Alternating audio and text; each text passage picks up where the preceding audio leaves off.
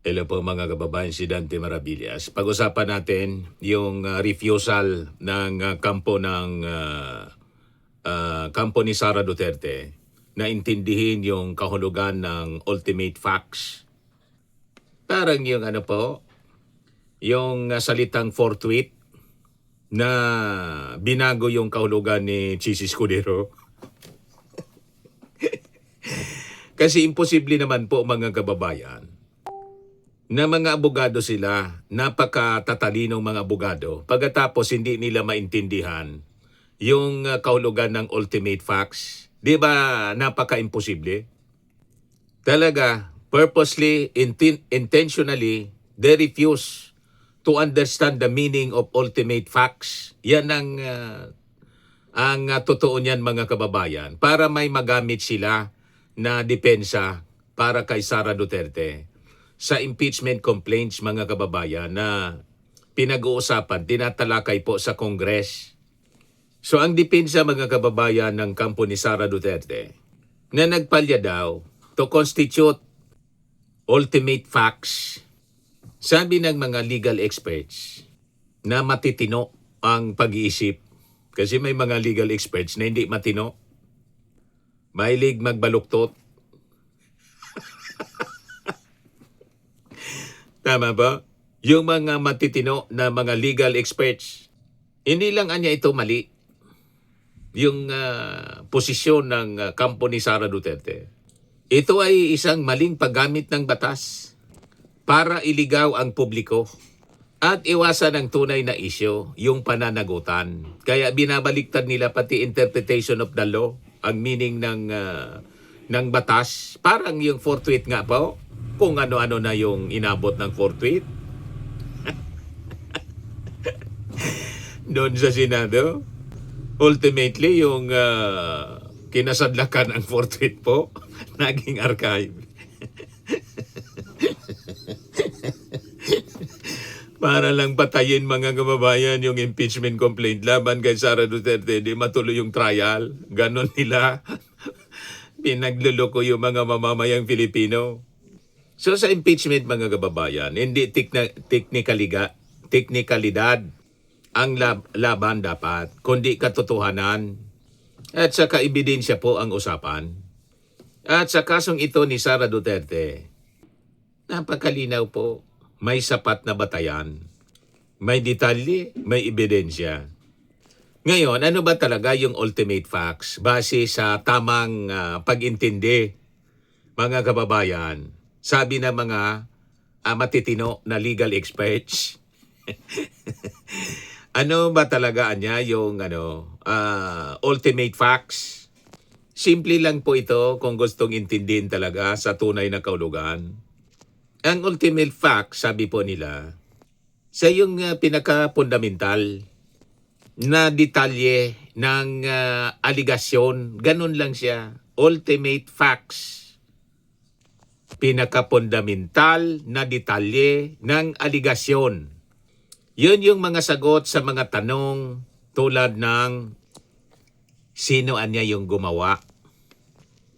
Ano ang ginawa? Kailan ginawa?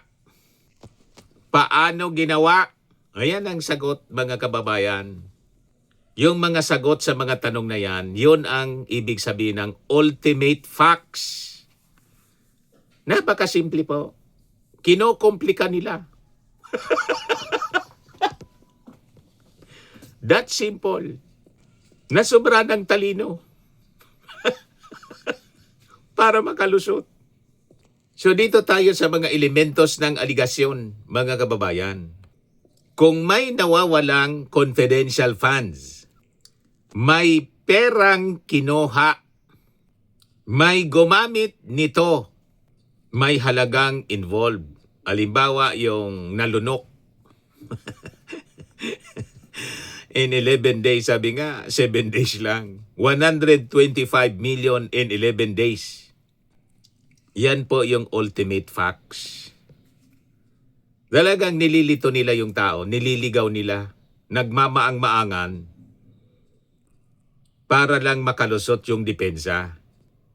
Tama po. mga kababayan, di ba napakalinaw? Tapos sinasabi nila, wala man na niyang ultimate facts. They failed niya to constitute ultimate facts. Paano nagpalya na ma-constitute yung ultimate facts na malinaw si Piatos?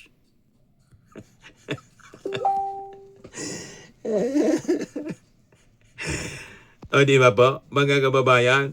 So dito tayo, mga kababayan, sa aligasyon versus mga ebidensya. Yung allegation, ultimate facts, mga kababayan, equals may sinasabi mong, ibig sabihin, sinasabi mong may nangyari. Tama po? Yung aligasyon, sinasabi mo rito na may nangyari. Yun nga, may aligasyon eh. May nangyari. Then doon sa evidentiary facts, ang tanong, ano niya yung patunay kung may nangyari? Yung mga resibo po. Resibo, testigo, dokumento. May testigo, di ba po? May resibo, acknowledgement receipts. Kaya lang, puro mga chicheria. Kaya nga po, kailangan mag-imbestiga. Sino itong mga chicheriang ito? Na hindi po, iniiwasan talaga ni Sara Duterte kung ano-anong mga rason ang sinasabi para maiwasan lang na ma-identify kung sino itong santambak na mga chicheria na ang duda po, mga kababayan, si Chucky man lang ito.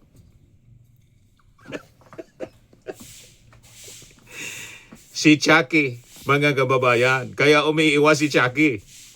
So hindi kailangang ilatag lahat sa umpisa yung mga ebidensya. Ang mahalaga, mga kababayan, may sapat na basihan para imbestigahan. Ito yung ginagawa ng Congress. So dito papasok yung maling paggamit ng ultimate facts ng kampo ni Sara Duterte, sabi ng mga legal experts na matitino. Nagyan niyo, Mr. Maravillas, may emphasis sa matitino. Kasi nga po sila, kinikilala din ng mga legal experts, kaya lang hindi matino. Pinipilipit po ang ultimate facts para makalusot. So comes now, doon sila sa technicality na hindi akma, mga kababayan, sa impeachment. So sabi ng mga matitinong legal experts, ang failure niya to constitute ultimate facts ay karaniwang ginagamit sa civil cases para ma-dismiss yung kaso. Pero po, ang ordinaryong impeachment ay hindi po ordinaryong kaso. Ito po ay sui generis, nang ibig sabihin natatanging kaso. Nang ibig sabihin, hindi po ito nakatali sa istriktong rules ng korte. Hindi po dapat ito dinadaan, sabi nila, sa mga technical loopholes. Kahit first year law student, alam daw po ito, sabi ng mga legal experts. So maling arena, maling depensa. Ang impeachment po ay isang political accountability process. Hindi po ito simpleng civil case, sabi po nila. Hindi niya ito technical pleading contest.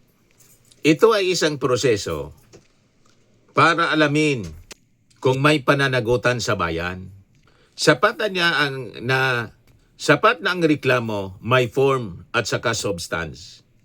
So sa 98 pages ng detalye, mga kababayan, hindi pwedeng sabihin na walang ultimate facts. Kung 98 nga na pahina yung kaso, yung reklamo, mga kababayan, 98 pages, saka detalyado, mga kababayan, yung mga aligasyon. Nakasaad po yung mga elementos ng posibleng mga krimen. Nasa loob mismo ng mga dokumento, yung mga hinahanap nila. Hindi siguro binasa, mga kababayan, kaya wala ni isang sinagot. Yung sa ad cautelam nila, yung answer ad cautelam, sabi ng mga congressmen, wala ni isang sinagutan niya. Frustrating. You see? May kalakip siya na mga voluminous records mismo. Hindi lang po salita. May mga ebidensya. Mga dokumento, financial records, mga supporting materials, mga kababayan. So ito po yung nagpapatunay sa ultimate facts. So paano walang ultimate facts? Tama po. So standard po sa House Committee, yung Justice Panel, yung pag-determine ng sufficiency in form at saka substance. So hindi kailangan perfect agad yung kaso. Kailangan lang may sapat na detalye, may basehan siyempre para mag-imbestiga. At malinaw naman po na subaybayan natin, pumasa dito yung reklamo. Kaya makikita natin na mga kababayan na dito yung maling depensa. Distraction at delay. Yun ang nakikita natin na kaya ginagawa nila ito. Di ba? Iniiba ang kwento. Puro pag-iwas mga kababayan. Sa halip na sagutin yung mga aligasyon tulad ng bribery, unexplained wealth, misuse of funds, yung constitutional violations. So ano yung ginagawa ng kampo ni Sara Duterte? Nagtago sa legal jargon mga kababayan. Tactical delay ang ginagawa. So yung ultimate facts argument nila mga kababayan ay alam na natin ang intensyon nila dito.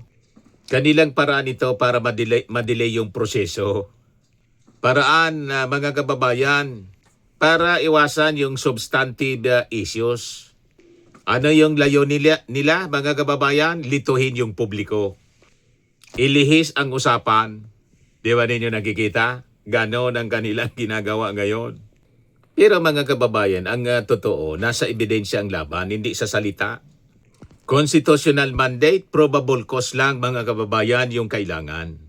So ang trabaho po ng Kongreso, mga kababayan, tukuyin kung may probable cause. Hindi po yung husgahan agad yung buong kaso. Kaya yung ultimate facts po ay lalabas palalo sa pagpapatuloy ng investigasyon. Hindi po ito dahilan para i-dismiss agad. So itong ginagawa nila ay isang insulto sa talino ng publiko mga kababayan.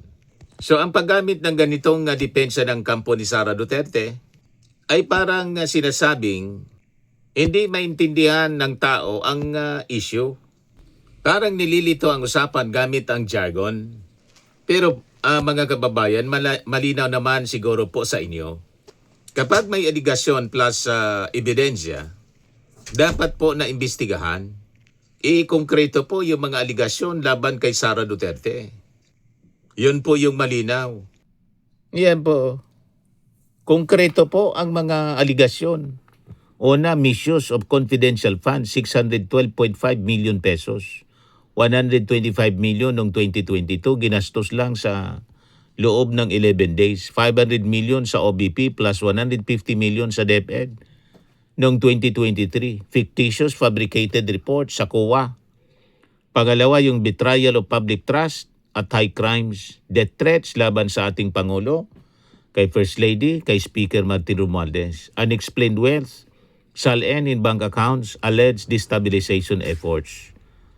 Pangatlo, yung graft in corruption, bribery sa DepEd, anomalous laptop procurement, yung 12.3 billion disallowance ng COA, bribery sa mga officials. Pang-apat, yung culpable violation of the Constitution, alleged link sa extrajudicial killings, yung mga DDS, failure to defend the West Philippine Sea. So di ba mga kababayan, napakalinaw yung mga aligasyon? Paano walang ultimate facts? Di ba palusot lang mga kababayan na malinaw? So lahat ng ito mga kababayan na allegations, may mga nakasaad na mga elements na yon ang ultimate facts na tinatawag. Alam nila yan. So ang pinakapunto, Sinasabi ng kampo ni Sara Duterte, walang ultimate facts niya. Pero ang totoo, ayaw lang talaga nila na harapin yung ultimate facts. Di ba? Dahil mga kababayan, may aligasyon, may detalye, may mga ebidensya, tambak-tambak po eh. So hindi man po komplikado yung usapan, kinokomplika lang nila. Intensyon mga kababayan, talagang sinasadyang ginugulo nila. Di ba po, malinaw? So ang ultimate facts mga kababayan, ulitin natin, ay ang paglatag ng pangunahing aligasyon na may kalakip na mga ebidensya. At sa kasong ito, malinaw, kumpleto ang aligasyon. Kumpleto ang detalye. Kumpleto yung ebidensya. So malinaw po, hindi kakulangan sa ultimate facts ang problema, kundi yung takot ni Sara na harapin ang mga aligasyon na to, mga kababayan. Pero sa uli po, hindi technicality ang magpapasya, kundi po ang katotohanan na pinapatunayan po ng ebidensya. Tama po, mga kababayan? Huwag kami tsaki. Puro pag-iwas, mga kababayan. Malinaw na guilty. Kaya po iniiwasan kasi guilty. Sa mga naghanap ng malinis and spacious fitness gym, pumunta lang po kayo sa aming Colossal Fitness Gym. We also offer Grab Car Rental with our brand new 2023 model ng Toyota Innova. We also accept booking for those who are planning to travel via PAL, Cebu Pacific, and other airline companies, local and international, and bills payment for Meralco Bills, PLDT, Aleco Bills, etc. Ang Colossal Fitness Gym is located at 3rd floor Security Bank Building, Landco Business Park, Legazpi City, Albay.